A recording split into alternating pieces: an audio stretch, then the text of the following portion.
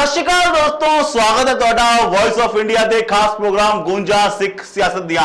ਅੱਜ ਅਸੀਂ ਗੱਲ ਕਰਾਂਗੇ ਬਾਲਾ ਸਾਹਿਬ ਹਸਪੀਟਲ ਬਾਰੇ। ਜੀ ਹਾਂ ਦੋਸਤੋ, ਬਾਲਾ ਸਾਹਿਬ ਹਸਪੀਟਲ सियासत की भेंट इस करके चढ़िया क्योंकि कोई एक पार्टी नहीं चाहती सी कि कोई भी सिंगल पार्टी ऐदा शोहरत लै जाए, ऐदा ना लै जाए कि यह हॉस्पिटल असी बनाया ते तेरी मेरी दे करके कि तू नहीं बनाया मैं बनावांगा, मैं नहीं बनाया तू बनाएगा, ते इस दे इल्जामाबाजी करके यह हॉस्पिटल आज तक नहीं बन पाया। मगर दोस्तों यह केस दे कोर्ट चलता रहा, मगर एक चीज होर सी जिहड़ी नहीं बन पाई, वो सी इंजीनियरिंग कॉलेज। जी हाँ दोस्तों, जिस तरीके नाल बाला दा हॉस्पिटल नहीं बन पाया और सियासत की भेंट चढ़िया, और दूसरी तरफ तुहानूं दिखाने जाने बीगड़ पिंड के अंदर मौजूद दिल्ली सिख गुरुद्वारा कमेटी का इंजीनियरिंग कॉलेज जो पास हैगा सी, ओदी बिल्डिंग बन के खंडर हो रही है। ओदी बिल्डिंग अधजती बिल्डिंग बनी पई है, खंडर हो रही है, मगर उस बिल्डिंग नूं वेखण वाला कोई नहीं। पिछले 8 सालों तो नवी कमेटी ने उधर शायद इट भी नहीं लगाई होएगी। और 285 एकड़ की जमीन जी दिल्ली से गुरुद्वारा कमेटी की है खुर्द बुर्द हो रही है।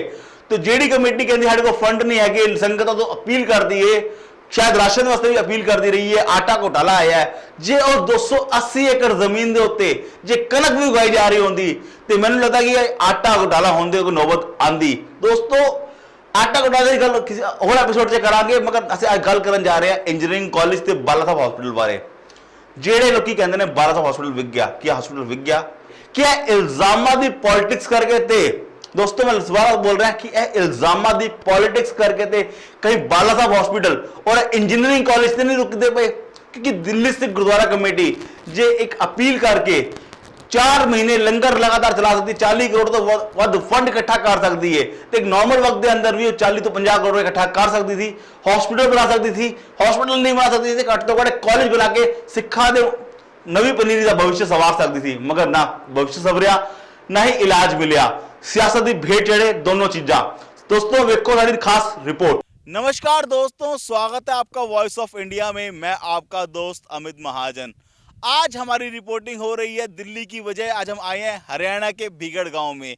ये वो 280 एकड़ के लगभग की ज़मीन है दोस्तों, जो मिली थी दिल्ली सिख गुरुद्वारा कमेटी को आफ्टर पार्टीशन।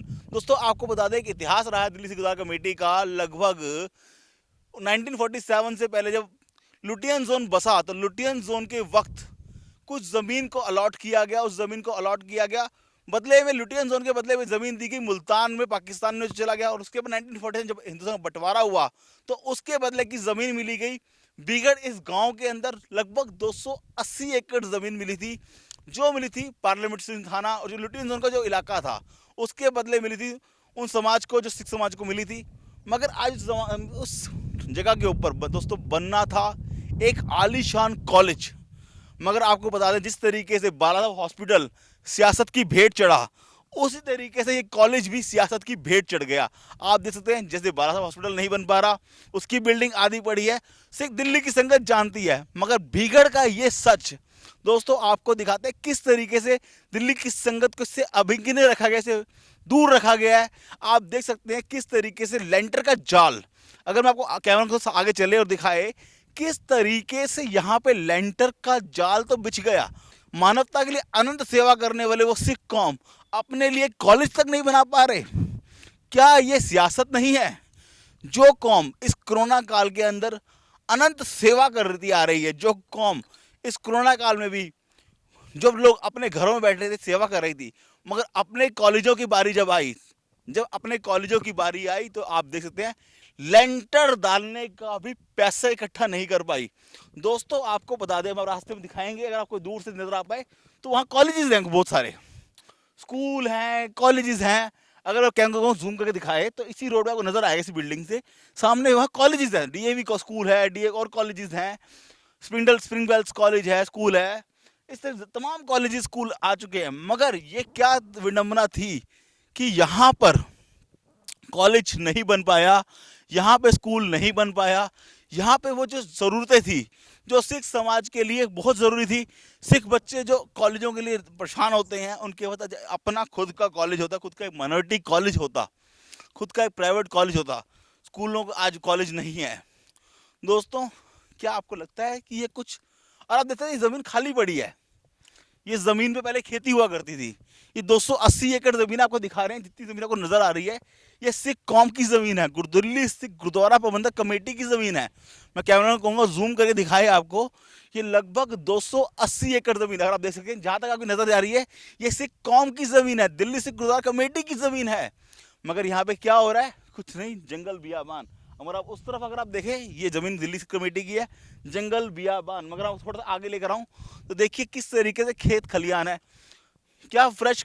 क्या लगता नहीं अगर इस जमीन को सही से यूज ही किया होता तो आज गुरुद्वारा कमेटी में पकने वाला लंगर, आज गुरुद्वारा पकने सब्जियां फ्रेश अपने खेतों से ही आ रही हो सकती थी। मगर इसे कहते हैं दिल्ली सिख गुरुद्वारा मिसमैनेजमेंट। ना बना पाए कॉलेज, ना बना पाए अपने लिए खेती कर पाए।